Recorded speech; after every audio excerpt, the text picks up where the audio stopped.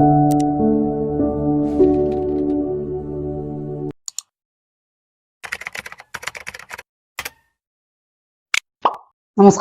P K മണിയുടെ stories ചാനലിൽ ഒരു പുതിയ വീഡിയോയിലേക്ക് അവർക്കും ഹൃദ്യമായ സ്വാഗതം. തച്ചോളി ഒതേനന്റെ കഥയാണ് ഈ വീഡിയോയിലൂടെ നിങ്ങളുടെ മുമ്പിൽ അവതരിപ്പിക്കുന്നത്. തച്ചോളി ഒതേനൻ വടക്കൻ കേരളത്തിൽ നിന്നുള്ള ഒരു വീരനായകനാണ്. വടക്കൻ പാട്ടുകളിൽ അദ്ദേഹത്തിന്റെ ധൈര്യത്തെയും ആയോധന പാടവത്തെയും ഒക്കെ വാഴ്ത്തുന്നുണ്ട്. ആരോഗ്യമില്ലാത്തവർക്ക് ഒരു സുഹൃത്തും ശത്രുക്കളോട് ദയയില്ലാത്ത എതിരാളിയുമായി വടക്കൻ പാട്ടുകൾ ഒതേനെ വാഴ്ത്തിപ്പാടുന്നുണ്ട്. കോഴിക്കോട്ടെ ശക്തനായ സാമൂതിരി രാജാവ് പോലും ഒതേനനെ ബഹുമാനിച്ചിരുന്നു എന്നാണ് ചരിത്രം. കെ പത്മനാഭൻ നായർ തിരക്കഥ എഴുതി SS രാജൻ സംവിധാനം ചെയ്ത് TK പരീക്കുട്ടി ചന്ദ്രധാര പ്രൊഡക്ഷൻസിന്റെ ബാനറിൽ നിർമ്മിച്ച് 1964 പുറത്തിറങ്ങിയ തച്ചോളി ഒതേനൻ എന്ന മലയാള ചലച്ചിത്രത്തിന് ഏറ്റവും നല്ല മലയാള ചിത്രത്തിനുള്ള നാഷണൽ ഫിലിം അവാർഡ് ലഭിച്ചിട്ടുണ്ട്. തച്ചോളി ഒതേനന്റെ ജനനത്തിന്റെ കാര്യങ്ങളെ നോക്കാം. തച്ചോളി മേപ്പയിൽ കുഞ്ഞ് ഒതേനൻ എന്ന തച്ചോളി ഒതേനൻ ഉദയനക്കുറുപ്പ് എന്നും ഒതേനക്കുറുപ്പ് എന്നും അറിയപ്പെട്ടിരുന്നു. ഉദയനൻ എന്നും പേരുണ്ടായിരുന്നു. 16-ാം നൂറ്റാണ്ടിലാണ് അദ്ദേഹം ജീവിച്ചിരുന്നത്. കുറുപ്പ് എന്നത് കളരി അഭ്യാസികൾക്ക് ലഭിച്ചിരുന്ന സ്ഥാനപ്പേരാണ്. കടത്തനാട് വടകരയ്ക്കടുത്ത പുതുപ്പണം അംശത്തിൽ തച്ചോളി മേപ്പയിൽ മാണിക്കോത്ത് എന്ന പ്രസിദ്ധ നായർ തറവാട്ടിലാണ് ഒതേനൻ ജനിച്ചത്. വടകര തലസ്ഥാനമായുള്ള 30 കൂട്ടം കുറുമ്പ്രനാട് അഥവാ കടത്തനാട് രാജകുടുംബത്തിൽ ഒന്നായിരുന്നു കുറുമ്പ്ര സ്വരൂപം എന്ന തച്ചോളി മാണിക്കോത്ത് കോവിലകം. ഒതേനൻ ജനിക്കുന്നതിന് മുമ്പ് തന്നെ മാണിക്കോത്ത് ഭവനം അധോഗതിയിലായിരുന്നു. കേളികെട്ട കുറുപ്പന്മാരെല്ലാവരും പടവെട്ടിയും കായിക കരുത്ത് പ്രകടിപ്പിച്ചും മൺമറഞ്ഞുപോയി. അവശേഷിച്ച ഉപ്പാട്ടിയെ തറവാട്ടിലെ വിശ്വസ്തദാസിയായി വളർത്തി. മാണിക്കോത്തെ കുലഗുരുവായ മതിലൂർ ഗുരുക്കളുടെ കീഴിൽ ഉപ്പാട്ടി കളരി വിദ്യകൾ അഭ്യസിച്ചു. കടത്തനാട്ടെ നാടുവാഴിയായ പുതുപ്പണത്ത് വാഴുന്നോർ ഒരു ദിവസം മാണിക്കോത്ത് ഭവനത്തിലെത്തുകയും ഉപ്പാട്ടിയുമായി ഗാന്ധർവ വിവാഹത്തിൽ ഏർപ്പെടുകയും ചെയ്തു. അന്നു മുതൽ പുതുപ്പണത്ത് വാഴുന്നോർ മാണിക്കോത്തെ സന്ദർശകനായി. അങ്ങനെ വാഴുന്നോരിൽ നിന്നും കോമപ്പൻ, ഒതേനൻ, ഉണ്ണിച്ചിരുത എന്നിങ്ങനെ 3 മക്കൾ ഉപ്പാട്ടിക്കുണ്ടായി. കണ്ണക്കുറുപ്പ് എന്ന ജന്മി പാട്ടത്തിനെടുത്ത പറമ്പിൽ കൂട്ടിയിട്ട തേങ്ങകളിൽ നിന്ന് ഒരു തേങ്ങ അരയ്ക്കാനെടുത്തതിന് കണ്ണക്കുറുപ്പ് തെങ്ങിൻ കുലച്ചിൽ കൊണ്ട് ഉപ്പാട്ടിയമ്മയെ എറിഞ്ഞു. നിറഗർഭിണിയായ ഉപ്പാട്ടിയമ്മയുടെ വയറ്റിലാണ് ആ ഏറുകൊണ്ടത്. അതുകൊണ്ടാണത്രേ ഒതേനന്റെ ഇടത്തുവാരിയിൽ ജന്മന ഒരു വടു ഉണ്ടായിരുന്നത്. ഒതേനന്റെ ആദ്യകാലത്തെ നോക്കാം. ദേശവാഴിയുടെ മകനായിട്ടും ദാരിദ്ര്യത്തിലായിരുന്നു ഒതേനന്റെ കുട്ടിക്കാലം. ഉപ്പാട്ടിയമ്മയുടെയും മക്കളുടെയും സംരക്ഷണ കാര്യത്തിൽ വടകര വാഴുന്നോർ വലിയ ശ്രദ്ധയൊന്നും കാണിച്ചിരുന്നില്ല. തെങ്ങോല വിറ്റും തെങ്ങിൻ മടല് വിറ്റും മറ്റുമായിരുന്നു ഉപ്പാട്ടിയമ്മ മക്കളെ വളർത്തിയിരുന്നത്. ഇത് വടക്കൻ പാട്ടുകളിൽ കാണാൻ പറ്റും. മാത്രമല്ല, അവർ താമസിച്ചിരുന്ന തച്ചോളി മാണിക്കോത്ത് പറമ്പ് നേരത്തെ പറഞ്ഞ കുന്നോൻ കണ്ണക്കുറപ്പ് എന്ന ജന്മി പാട്ടത്തിനെടുത്തിരിക്കുകയായിരുന്നു. അതുകൊണ്ട് തന്നെ പറമ്പിൽ നിന്നും യാതൊരുവിധ ആദായവും അവർക്ക് ലഭിച്ചിരുന്നില്ല. ഉപ്പാട്ടിയുടെ ദാസിയായ കണ്ടഞ്ചേരി മാക്കവും വാഴുന്നവരുമായുള്ള ബന്ധത്തിൽ ഒരു കുഞ്ഞ് ജനിച്ചു. ചാപ്പൻ എന്ന പേരിൽ അറിയപ്പെട്ടിരുന്ന ഈ കുട്ടി ഒതേനന്റെ ഉറ്റ കളിത്തോഴനായിരുന്നു. ഒതേനെ സർവ്വകാര്യങ്ങളിലും സഹായിച്ചിരുന്നതും ഉപദേശിച്ചിരുന്നതും ചാപ്പൻ തന്നെയായിരുന്നു. ഒതേനൻ കേരളത്തിന്റെ പുരാതന ആയോധന കലയായ കളരിപ്പയറ്റ് ചെറുപ്പത്തിലെ തന്നെ അഭ്യസിച്ചു തുടങ്ങി. കതിരൂർ ഗുരുക്കൾ അഥവാ മതിലൂർ ഗുരുക്കൾ ആയിരുന്നു ഒതേനന്റെ ഗുരു. ധൈര്യശാലിയും നിപുണനുമായ ഒരു തികഞ്ഞ അഭ്യാസിയായി ഒതേനൻ വളർന്നു വന്നു. ഒതേനന്റെ കൗമാരകാലത്ത് തന്നെ അദ്ദേഹത്തിന്റെ മാതാപിതാക്കന്മാർ ചരമമടഞ്ഞു. ഒതേനന് ഒരു സ്വർണ്ണ നൂലും ദിവ്യ ഔഷധം നിറച്ച ഒരു രക്ഷായന്ത്രവും അന്ത്യകാലത്ത് അവന്റെ പിതാവ് സമ്മാനിക്കുകയുണ്ടായി. അവ ധരിക്കുന്നവരുടെ ദേഹത്ത് ആയുധപ്രയോഗങ്ങൾ ഒന്നും ഏൽക്കുകയില്ലെന്നായിരുന്നു വിശ്വാസം. ആയുധാഭ്യാസവുമായി ബന്ധപ്പെട്ട 18 അടവും ഒതേനൻ പഠിച്ചു. ഒതേനൻ മയ്യഴി അങ്കക്കളരിയിലും തുളുനാട്ടിലും മറ്റു പല പ്രസിദ്ധ കളരികളിലും പോയി കളരി വിദ്യയുടെ എല്ലാ വശങ്ങളും ഒരു വീരന് വേണ്ട യോഗ്യതകളും സ്വായത്തമാക്കി. ഉദയനുമായി ബന്ധപ്പെട്ട ഒട്ടേറെ കഥകളുണ്ട്. ആ കഥകളിൽ ചിലത് നമുക്ക് നോക്കാം. ഒന്നാമത്തെ കഥയാണ് പറയുക. ബാല്യകാലത്ത് ഒരു ദിവസം പിതാവിനെ കാണണമെന്ന നിർബന്ധ ബുദ്ധിയോടുകൂടി കളരിയിൽ നിന്ന് മടങ്ങി വരുമ്പോഴേക്ക് ഉദയനൻ വാഴുന്നവരുടെ കോവിലകത്ത് ചെന്നു. കുളത്തിൽ പോയി കുളിക്കാമെന്ന് കരുതി അവിടെ ചെന്നപ്പോൾ വാഴുന്നവരുടെ ഭാര്യ ദാസിമാരുമായി കുളിക്കുന്നതാണ് കണ്ടത്. ഒട്ടും കൂസാതെ ഉദയനൻ കുളത്തിൽ ചാടി കുളി തുടങ്ങി.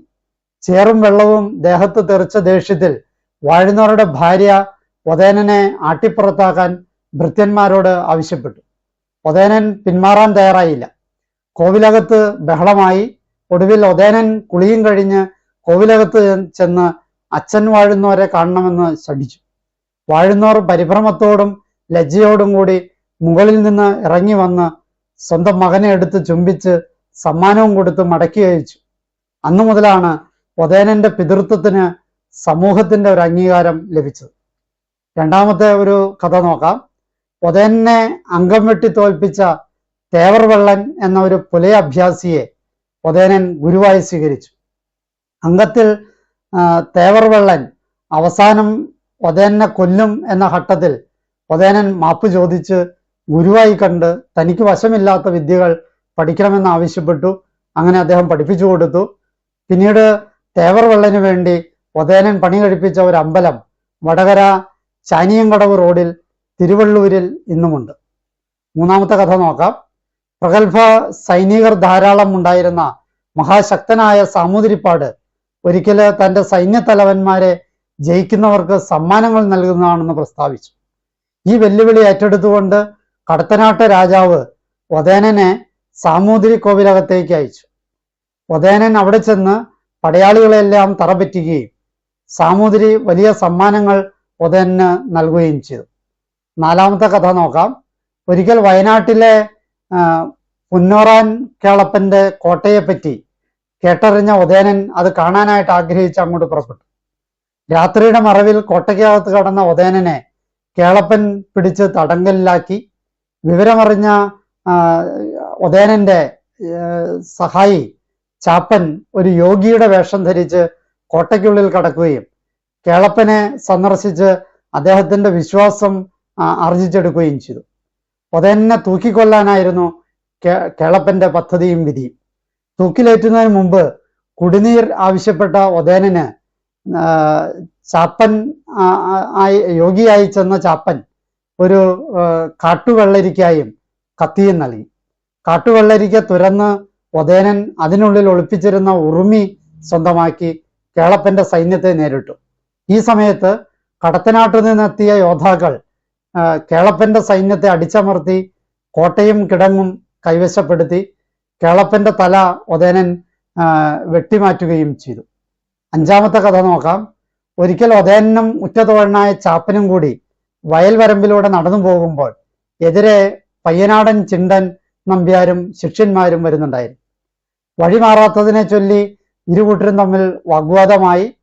യോഗ്യത നിർണയിക്കുന്നതിനായി അന്നത്തെ നാട്ടുനടപ്പനുസരിച്ച് പൊന്നിയത്ത് അങ്കക്കളരിൽ ദ്വന്ദ്വയുദ്ധത്തിന് തയ്യാറായിക്കൊള്ളണമെന്ന് പറഞ്ഞ് ചിണ്ടൻ നമ്പ്യാർ യാത്രയായി. ചിണ്ടൻ നമ്പ്യാർ അതികേമനായതുകൊണ്ട് അദ്ദേഹത്തിന്റെ അടുത്ത് യുദ്ധം ചെയ്യുന്നത് ബുദ്ധിയല്ല എന്ന് ജ്യേഷ്ഠനായ കോമപ്പന് തോന്നിയതിനാൽ ചിണ്ടൻ നമ്പ്യാരോട് ജ്യേഷ്ഠനായ കോമപ്പൻ മാപ്പ് ചോദിക്കാനായിട്ട് ഉദയനെ ഉപദേശിച്ചു. ഒരു ചെറിയ പെട്ടിയിൽ ആമാടയും നിറച്ച് കാഴ്ചവെക്കാനായി ഉദയനന്റെ കയ്യിൽ കൊടുത്തുവിട്ടു. ജ്യേഷ്ഠന്റെ കൽപ്പന അനുസരിക്കണമല്ലോ എന്ന് കരുതി മനസ്സില്ലാ മനസ്സോടെ പെട്ടിയും വാങ്ങി ഉദയനൻ ചിണ്ടൻ നമ്പ്യാരുടെ മയ്യഴി അങ്കക്കളരിയിലെത്തി. നമ്പ്യാർ ഉദയനെ കണ്ടഭാവം നടിച്ചതേയില്ല. ഉദയനൻ പെട്ടിയും എടുത്ത് ഒരു ചാട്ടം ചാടി നമ്പ്യാരുടെ കാൽക്കൽ വീണ് ക്ഷമിക്കണമെന്ന് പറഞ്ഞ് പിൻവാങ്ങുവാൻ ഭാവിച്ചു. വായിൽ നിറച്ച് മുറുക്കാനുണ്ടായിരുന്ന നമ്പ്യാർ ഉദയനന്റെ മുഖത്തേക്ക് തുപ്പുകയും കാലുകൊണ്ട് പെട്ടി ചവിട്ടിത്തെറിപ്പിക്കുകയും ചെയ്തു. അപമാനിതനായ ഉദയനന്റെ ഹൃദയം വെന്തുനീറി. പ്രതികാരം ചെയ്യാതെ തറവാട്ടിൽ കാലെടുത്തു വയ്ക്കില്ലെന്ന് ശപഥം ചെയ്ത് കുലദേവതയെ ഭജിക്കാനായി ലോകന്നാർ കോവിലത്തേക്ക് തിരിച്ചു നടന്നു. പ്രാർത്ഥന കഴിഞ്ഞ് ഉദയനൻ പോയത് പ്രസിദ്ധ പടവെട്ടുകാരനായ പയ്യംവെള്ളി ചന്തുക്കുറുപ്പിന്റെ വീട്ടിലേക്കാണ്. അദ്ദേഹം ഉദയനന്റെ വിശ്വസ്ത മിത്രവും ഉപദേഷ്ടാവുമായിരുന്നു. പൂഴിക്കടകനടിയും ചുവടും അഭ്യസിച്ചു തരണമെന്ന് ഒതേനൻ ചന്തുവിനോട് അപേക്ഷിക്കുകയും പിതൃസ്വത്തായി ലഭിച്ച ആ ദിവ്യോപദേശം ചന്തു ഒതേനന് നൽകുകയും ചെയ്തു. പക്ഷെ ചന്തു അത് കൊടുത്തപ്പോൾ ഈ അഭ്യാസം, പൂഴിക്കടകൻ അഭ്യാസം ഏതു സമയവും പ്രയോഗിക്കാൻ പാടില്ലെന്നും അറ്റകൈ പ്രയോഗമായിട്ട് മാത്രമേ ഇത് എടുക്കാൻ പാടുള്ളൂ എന്നും പറഞ്ഞു.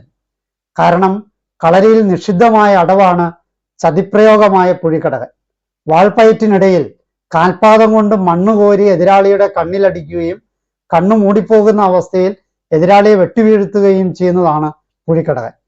ചിണ്ടൻ നമ്പ്യാരുമായുള്ള ഏറ്റുമുട്ടലിന്റെ അവസാന ഘട്ടത്തിൽ ക്ഷീണിതനായ ഒതേനൻ പൂഴിക്കടകനടി പ്രയോഗിച്ചു. ചിണ്ടൻ നമ്പ്യാരുടെ മാറിൽ കയറി ഉറുമിവാൾ ഊരിയെടുത്ത് തലവെട്ടി മാറ്റി. അതിനുശേഷമാണ് ആ ധീരൻ മാണിക്കോത്ത് ഭവനത്തിലേക്ക് കാലെടുത്ത് വെച്ചത്. പൂഴിക്കടകൻ പ്രയോഗം സ്വരക്ഷയ്ക്ക് മാത്രമേ ഉപയോഗിക്കൂ എന്ന് അത് പഠിപ്പിച്ച ഗുരു ഒതേനെ കൊണ്ട് സത്യം ചെയ്യിച്ചിരുന്നെങ്കിലും പിന്നീട് ഒരിക്കലും അദ്ദേഹം ചെയ്ത സത്യം പാലിക്കാതെ ആയിരുന്നു ഒതേനൻ പോയിക്കൊണ്ടിരുന്നത്. പുന്നോറ കാളപ്പനെയും പരിമല നമ്പിക്കുറുപ്പും അടക്കം പല വീരന്മാരെയും പൂഴിക്കടകൻ നിരന്തരമായിട്ട് പ്രയോഗിച്ച് കീഴ്പ്പെടുത്തിയതായി, കൊല ചെയ്തതായി പറയപ്പെടുന്നുണ്ട്. ദിവസം കഴിയുന്തോറും ഒതേനന്റെ പേരും പ്രശസ്തിയും വർദ്ധിച്ചുകൊണ്ടിരുന്നു. ഒതേനന്റെ കഴിവുകളിലും ആയോധന കലകളിലും സാഹസികതയിലും ആകൃഷ്ടരായി സാമൂതിരി രാജാക്കന്മാർ പോലും അദ്ദേഹത്തെ ആദരിക്കാനും ബഹുമാനിക്കാനും തുടങ്ങി. എന്നാൽ ഗുരുവായ കതിരൂർ ഗുരുക്കളുമായി നിരന്തരം വാഗ്വാദങ്ങളിൽ ഏർപ്പെടുക എന്നത് അദ്ദേഹത്തിന്റെ ഒതേനന്റെ ഒരു സ്ഥിരം പതിവായിരുന്നു. ഒതേനന്റെ കുടുംബകാര്യങ്ങളെ നോക്കാം. ലോകനാർക്കാവിന് വടക്ക് പടിഞ്ഞാറ് വശത്തായി ഏതാണ്ട് 1/2 കിലോമീറ്ററിനുള്ളിലായിരുന്നു കാവിലും ചാത്തോത്ത് മാതേയി അമ്മയുടെ വീട്. ഇന്ന് കാണുന്ന കുറുമ്പയിൽ ചെമ്പ്രോത്ത് NMUP സ്കൂളിനടുത്തായിരുന്നു അത്. മാതേയി അമ്മയ്ക്ക് തൻ്റെ മകൾ കുങ്കിയെ, കുഞ്ഞിക്കുങ്കി എന്നാണ് ഓമനത്തെ കൊണ്ട് വിളിച്ചുകൊണ്ടിരുന്നത്. ആ കുഞ്ഞിക്കുങ്കിയെ ഒതേനെ കൊണ്ട് വിവാഹം കഴിപ്പിക്കണമെന്ന കലശലായ ആഗ്രഹവുമായി മേപ്പയിൽ തച്ചോളി മാണിക്കോത്ത് പോയി ഒതേനന്റെ ജ്യേഷ്ഠൻ കോമക്കുറുപ്പിനെ കണ്ട് വിവരം പറഞ്ഞു. അപ്പോഴ് ഒതേനൻ പരിഹസിച്ച് പറഞ്ഞൊഴിഞ്ഞു. കുറച്ചു കാലം കഴിഞ്ഞ് ലോകനാർക്കാവ് ചിറയിൽ കുളി കഴിഞ്ഞ് ഈറനോടെ വരുന്ന കുങ്കിയെ ഒതേനൻ നേരിൽ കാണാൻ ഇടവരികയും കുങ്കി വളരെ സുന്ദരിയാണെന്നും മനസ്സിലായതോടെ അയാൾ അവളോട് അനുരാഗബദ്ധനായി കുങ്കിയോട് അടുക്കാനും ചാപ്പന്റെ സഹായത്താൽ തച്ചോളി പൊട്ടനായി അഭിനയിച്ച് കാവിലും ചാത്തോത്ത് കയറി കൂടുകയും ഒടുവിൽ കുങ്കിയെ തൻ്റെ ഭാര്യയായി സ്വീകരിക്കുകയും ചെയ്തു. കുങ്കിയുമായുള്ള ഒതേനന്റെ ബന്ധത്തിൽ ഉണ്ടായ ഏക സന്താനമാണ് തച്ചോളി അമ്പാടി. തച്ചോളി ഒതേനന്റെ സംബന്ധ ബന്ധത്തിലുള്ള സന്തതി പരമ്പര, അതായത് ചാത്തോത്ത് സന്തതി പരമ്പര ചാത്തോത്ത് എന്ന തറവാട്ടിൽ ഇന്നുമുണ്ട്. കോഴിക്കോട് കായണ്ണയാണ് അവരുടെ സ്ഥലം. കറുത്തനിടം തമ്പുരാന്റെ ഏകപുത്രിയായ കുഞ്ഞിക്കന്നിയെ പൊന്നാപുരം കോട്ടയിലെ കേളപ്പൻ എന്ന അക്രമി ഒരിക്കൽ പിടിച്ചുകൊണ്ടുപോയി. തമ്പുരാൻ ഒതേനോട് വന്ന് കാര്യം പറഞ്ഞപ്പോൾ ഒതേനൻ ചാപ്പനുമായി പൊന്നാപുരം കോട്ട ആക്രമിച്ച് കേളപ്പനെ വധിച്ച് കന്യകയായ കുഞ്ഞിക്കന്നിയെ മോചിപ്പിക്കുകയും ചെയ്തു. അതിന് പ്രത്യുപകാരം എന്ന നിലയിൽ തമ്പുരാൻ കുഞ്ഞിക്കന്നിയെ ഒതേനന് തന്നെ വിവാഹം കഴിച്ച് കൊടുക്കുകയും ചെയ്യുകയുണ്ടായി. അങ്ങനെ ഒതേനന് അങ്ങനെ ഒരു സംബന്ധം കൂടി ഉണ്ടായി. തച്ചോളി ഒതേനന്റെ വേറൊരു സംബന്ധമുണ്ട്. അത് കഴിച്ചത് മുണ്ടവീട് തറവാട്ടിലെ കുംഭ എന്ന സ്ത്രീയായിരുന്നു. ഒതേനന് ഉണ്ടവീട് എന്നത് ലോപിച്ചാണ് മുണ്ടവീട് എന്ന് പേരുണ്ടായതെന്ന് പറയപ്പെടുന്നുണ്ട്. സംബന്ധ ബന്ധത്തിലുള്ള പരമ്പര മാഹിയിലെ മുണ്ടവീട് എന്ന തറവാട്ടിലും കണ്ണൂരിലെ ഏഴിമലയ്ക്കടുത്തും ഇന്ന് നിലനിൽക്കുന്നുണ്ട്. തനിക്ക് വശപ്പെടാതെ നിന്ന പെണ്ണിന്റെ ആങ്ങളമാരെ മണ്ണൂങ്ങ് എന്ന മീനിന്റെ മാലയുണ്ടാക്കി കഴുത്തിലിട്ട് കായണ്ണ അങ്ങാടിയിൽ കൂടി നടത്തി പിന്നീട് അവര് മണ്ണൂങ്ങ് നായന്മാർ എന്നറിയപ്പെട്ട ചരിത്രവും ഇതേ നാട്ടിൽ ജനങ്ങൾ പറയുന്നുണ്ട്. അവസാന കാലത്ത് നോക്കാം. ഒരിക്കൽ ഒതേനക്കുറുപ്പ് ലോകനാർക്കാവിലെ ഉത്സവത്തിനുള്ള പന്തൽ പണി വിലയിരുത്താൻ 3 കിലോമീറ്റർ അകലെയുള്ള ക്ഷേത്രത്തിലെത്തി. ആ സമയത്താണ് മതിലൂർ ഗുരുക്കളും പരിവാരങ്ങളും അങ്ങോട്ട് ചെന്നത്. ഭൂമിയിലെ ഏറ്റവും മികച്ച ആയോധന കലയായ കളരിപ്പയറ്റ് അഭ്യാസികളായിരുന്നു രണ്ടുപേരും. 64 ദ്വന്ദ്വയുദ്ധങ്ങൾ നടത്തിയ ഒതേനൻ 64ലും ജയിച്ച് എതിരാളികളെ യമപുരിക്ക് അയച്ച പടക്കുറിപ്പാണ് ഒതേനൻ. ഒതേനനോട് പൊയ്ത്തു നടത്തിയാൽ ഏത് കളരിപ്പയറ്റ് ഗുരുക്കളും കൊല്ലപ്പെടും എന്നത് അന്നത്തെ കാലത്ത് ദേശം മുഴുവൻ പ്രസിദ്ധമായിരുന്നു. മതിലൂർ ഗുരുക്കൾ പഴശ്ശിരാജാവിന്റെ പൂർവികനായ കോട്ടയം തമ്പുരാന്റെ 10,000 നായർ പടയാളികളുടെയും 2100 മുസ്ലിം മാപ്പിള യോദ്ധാക്കളുടെയും ഗുരുവായിരുന്നു.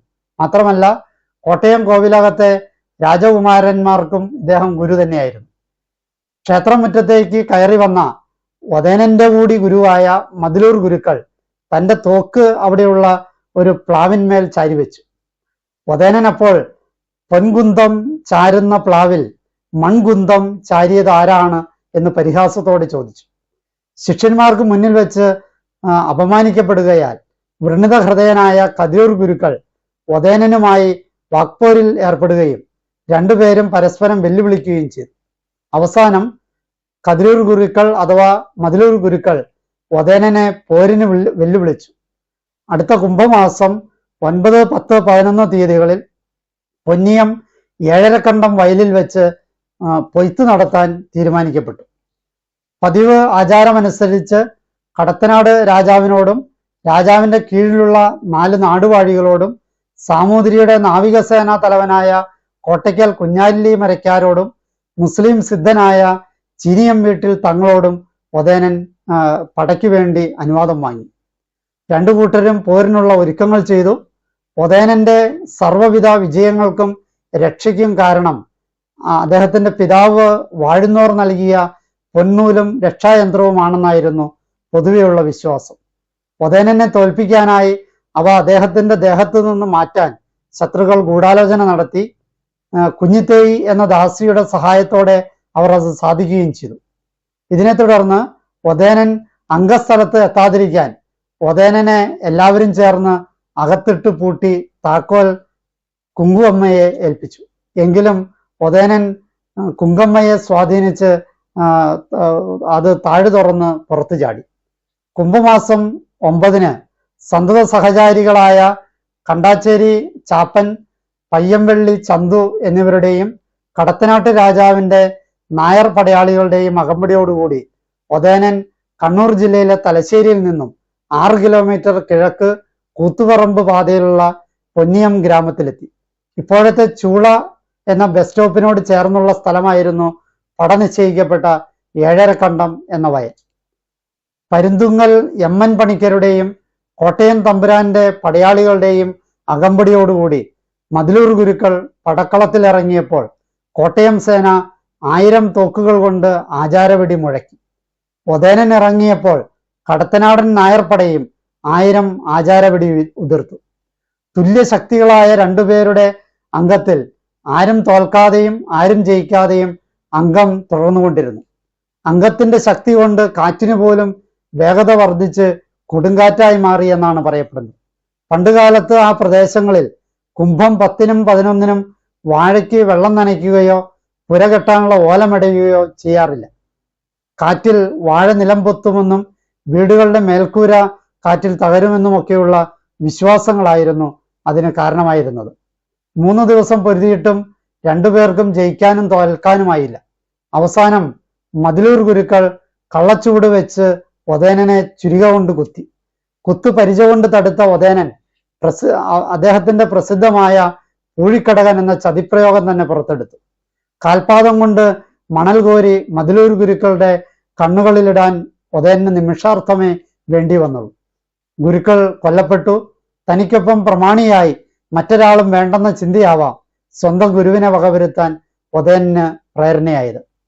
അംഗം കഴിഞ്ഞ് തിരിച്ചു പോകുമ്പോൾ പകുതി വഴിയിലെത്തിയപ്പോഴാണ് തന്റെ മടിയായുധമായ കഠാര അംഗക്കളത്തിൽ നഷ്ടമായ കാര്യം ഒതേനന്റെ ഓർമ്മയിൽ വന്നത്. മടിയായുധം എടുക്കാനായി തിരിച്ചു പോകാൻ തുടങ്ങിയ ഒതേനനെ ജ്യേഷ്ഠനായ കുഞ്ഞിരാമൻ പിന്തിരിപ്പിക്കാൻ ശ്രമിച്ചു. മടിയായുധം വേറെയും വീട്ടിലുണ്ടെന്നും കളരി നിയമപ്രകാരം അംഗം കഴിഞ്ഞ് എതിരാളി മരിച്ചു വീണ പോർക്കളത്തിൽ തിരിച്ചു പോകുന്നത് അപകടമുണ്ടാക്കുമെന്നുമായിരുന്നു കളരി നിയമത്തിലെ വിശ്വാസങ്ങൾ. പേരുകേട്ട ധീരനായ പോരാളി പടയ്ക്ക് പോയിട്ട് ആയുധവും ഉപേക്ഷിച്ച് ഓടിയെന്ന ദുഷ്പേര് വരുമെന്ന് പറഞ്ഞ് ജ്യേഷ്ഠന്റെ എതിർപ്പ് വഹിക്കാതെ ഒതേനൻ വീണ്ടും ഏഴരക്കണ്ടത്തിലേക്ക് തിരിച്ചു. പോർക്കളത്തിൽ ഒതേനന്റെ മടിയായുധം വീണുകിടക്കുന്നത് കതിരൂർ ഗുരുക്കളുടെ ശിഷ്യനായ പരുന്തുങ്കൽ എമ്മൻ പണിക്കർ കണ്ടിരുന്നു. അഭിമാനിയായ ഒതേനൻ മടിയായുധം തേടി തിരിച്ചു വരുമെന്നും കണക്കുകൂട്ടിയ എമ്മൻ പണിക്കര് ഒതേനെ വധിക്കാൻ വേണ്ടി ചുണ്ടാങ്ങപ്പൊയിലെ മായിൻകുട്ടിയെ നാടൻ തോക്കുമായി ഏഴരക്കണ്ടത്തിലേക്ക് അയച്ചു. ഒതേനൻ ഏഴരക്കണ്ടത്തിലെത്തി ആയുധമെടുക്കാൻ തുടങ്ങുമ്പോൾ വരമ്പിൽ മറഞ്ഞു നിന്നിരുന്ന മായിൻകുട്ടി നാടൻ തോക്കുകൊണ്ട് വെടിവെച്ചു. ഉന്നം തെറ്റാതെയുള്ള വെടിയുണ്ട ഒതേനന്റെ മാറിടത്തിൽ തന്നെ തുളച്ചു കയറി. വെടികൊണ്ട ഒതേനൻ ഓടി രക്ഷപ്പെടാൻ ശ്രമിച്ച മായിൻകുട്ടിയെ ക്ഷണനേരം കൊണ്ട് കയ്യിലുണ്ടായിരുന്ന ആയുധം കടാര വലിച്ചെറിഞ്ഞ് കൊന്നു. വെടിയേറ്റ ശേഷം ഏഴരക്കണ്ടത്തിൽ നിന്നും പൊന്നം അരയാലിന്റെ കീഴിൽ വരെ നടന്നു പോവുകയും അവിടെ വെച്ച് തുണി കൊണ്ട് മാറിടത്തിൽ കെട്ടുകയും കുറച്ച് വിശ്രമിക്കുകയും ചെയ്തു ഒതേനൻ. മഞ്ചലിൽ കയറാൻ ജ്യേഷ്ഠനായ കോമക്കുറുപ്പ് ആവശ്യപ്പെട്ടെങ്കിലും വെടിയുണ്ടയും നെഞ്ചിലേറ്റി 23 കിലോമീറ്റർ നടന്നു തന്നെ ഒതേനൻ വീട്ടിലെത്തി. ജ്യേഷ്ഠനായ കോമക്കുറുപ്പിനോട് ദീർഘനേരം ഒതേനൻ സംസാരിച്ചു. ചീനിയം വീട്ടിൽ തങ്ങൾ കൊടുത്ത ഉറുക്കിന് വെടിയുണ്ടയെ തടുക്കുവാനുള്ള കഴിവുണ്ടെന്ന് ഒതേനൻ വിശ്വസിച്ചിരുന്നു. എന്നാൽ സംഭവ ദിവസം ഉറുക്ക് കാണാതായതിന് പിന്നിൽ ഉറ്റമിത്രം ചാപ്പനാണെന്ന് അവസാന നിമിഷങ്ങളിൽ ഒതേനൻ മനസ്സിലാക്കി. വടകരയിലെ വീട്ടിലെത്തിയ ഒതേനൻ എല്ലാവരുമായി അവസാനമായി സംസാരിക്കുകയും ആർക്കൊക്കെ എന്തൊക്കെ കൊടുക്കണമെന്ന് പറയുകയും ചെയ്തു വെച്ചു. എല്ലാവരുടെയും കാര്യങ്ങൾ പറയുന്നതിനിടയിൽ ചാപ്പന്റെ പേര് മാത്രം പരാമർശിച്ചില്ല. അതുകൊണ്ട് ചാപ്പൻ തന്നെ ഒതേനോട് അക്കാര്യം ചോദിച്ചു. അതിന് മറുപടിയായി ഒതേനൻ പറഞ്ഞ വാക്കുകൾ ഇന്നും വടക്കേ മലബാറിൽ ജനങ്ങൾ സ്ഥിരം പറയുന്ന വാചകമാണ്. കൊണ്ടു നടന്നതും നീയേ ചാപ്പ, കൊണ്ടുപോയി കൊല്ലിച്ചതും നീയേ ചാപ്പ എന്നാണ് ഒതേനക്കുറുപ്പ് പറഞ്ഞത്. ചാപ്പനെ കൊണ്ട് മാറിടത്തിലെ കെട്ട് അഴിപ്പിക്കുകയും അതോടെ ഒതേനൻ മരിക്കുകയും ചെയ്തു എന്നാണ് ചരിത്രം. അങ്ങനെ 32-ാം വയസ്സിൽ കടത്തനാടിന്റെ വീരപുത്രനായ തച്ചോളി ഒതേനൻ ഈ ലോകത്തോട് വിട പറഞ്ഞു. 32 വയസ്സിനിടയ്ക്ക് 64 അംഗങ്ങൾ ജയിച്ച വീരനായകന എന്ന ഖ്യാതിയുമായി ഒതേന യുഗം അവസാനിച്ചു. മരണാനന്തരമുള്ള കാര്യങ്ങളെ നോക്കാം. വടകരയിലെ ഒതേനന്റെ വീടിന്റെ ഒരു അറ മാത്രം ഭദ്രമായി സംരക്ഷിച്ച് നിർത്തിയിരുന്നു. ഒതേനന്റെ വാളും കസേരയും ജ്യേഷ്ഠനായ കുഞ്ഞിരാമൻ എന്ന കോമക്കുറിപ്പിന്റെ കട്ടിലും ഇവിടെയുണ്ട്. എല്ലാ വർഷവും കുംഭമാസം 10-ാം തീയതി പൊതുജനങ്ങൾക്ക് അത് കാണാനായിട്ട് അവസരമുണ്ട്. ഒതേനന്റെ വീരമരണത്തിന് ശേഷം തച്ചോളി മാണിക്യോത്ത് തറവാട് കാലാന്തരത്തിൽ ക്ഷേത്രമായി മാറി. മറ്റു ക്ഷേത്രങ്ങളിൽ ഉള്ളതുപോലെ ഇവിടെ വിഗ്രഹങ്ങളില്ല. ഒതേനന്റെ വാളും ഒരു പീഠവും ഒരു ചന്ദനക്കട്ടിലുമുണ്ട്. ക്ഷേത്രത്തിൽ കുംഭം 10-ാം തീയതി ഒതേനന്റെ തെയ്യം കെട്ടിയാടുന്നു. ജ്യേഷ്ഠൻ കോമക്കുറുപ്പും സന്തത സഹചാരിയായ ചാപ്പനും അനന്തരവൻ കേളുക്കുറുപ്പും ഇവിടെ തെയ്യക്കോലമാണ്. വെടിയേറ്റു വീണ ഒതേനന് ഇളനീർ വെള്ളം നൽകിയ പുള്ളുവനും തൊട്ടടുത്ത് ക്ഷേത്രമുണ്ട്. ഒതേനന്റെ ആരാധനാമൂർത്തിയായ ലോകനാർക്കാവിൽ നിന്നും ജനങ്ങളുടെ അകമ്പടിയോടെ ദീപം കൊണ്ടുവന്ന് മാണിക്കോത്ത് വിളക്ക് തെളിയിക്കുന്നതോടുകൂടി തിറ ആരംഭിക്കും. ഇളങ്കോലം എന്നറിയപ്പെടുന്ന വേഷമണിഞ്ഞ് പെരുവണ്ണാൻ ഒതേനന്റെ വെള്ളാട്ടാടുന്നു. ഒതേനന്റെ ജനനം മുതൽ മരണം വരെയുള്ള തോറ്റം ചൊല്ലിയാണ് തിറ. ലോകനാർക്കാവിലമ്മ ഒതേനന്റെ ഇഷ്ടദേവതയായിരുന്നു. 64 അംഗങ്ങൾക്കും പുറപ്പെടുന്നതിന് മുമ്പായി ഒതേനൻ ലോകനാർക്കാവിലമ്മയുടെ അനുഗ്രഹം തേടിയിരുന്നു. പൂഴിക്കടകൻ ദുരുപയോഗം ചെയ്യില്ലെന്ന് സത്യം പാലിക്കാതിരുന്നതാവാം വെടികൊണ്ടുള്ള മരണമുണ്ടായതെന്ന് ചിലർ വിശ്വസിക്കുന്നുണ്ട്. ഗുരുവിന് നേരെ ചതിപ്രയോഗമായ പൂഴിക്കടകൻ പ്രയോഗിക്കുക വഴി ശാപമേറ്റതുകൊണ്ടാണ് മരണമുണ്ടായതെന്നാണ് മറ്റു ചിലരുടെ വിശ്വാസം. ഈ കഥകൾ നിങ്ങൾക്ക് ഇഷ്ടപ്പെട്ടു എന്ന് വിചാരിക്കുന്നു. എന്നെ ശ്രവിച്ച നിങ്ങൾക്ക് നന്ദി. നല്ല നമസ്കാരം.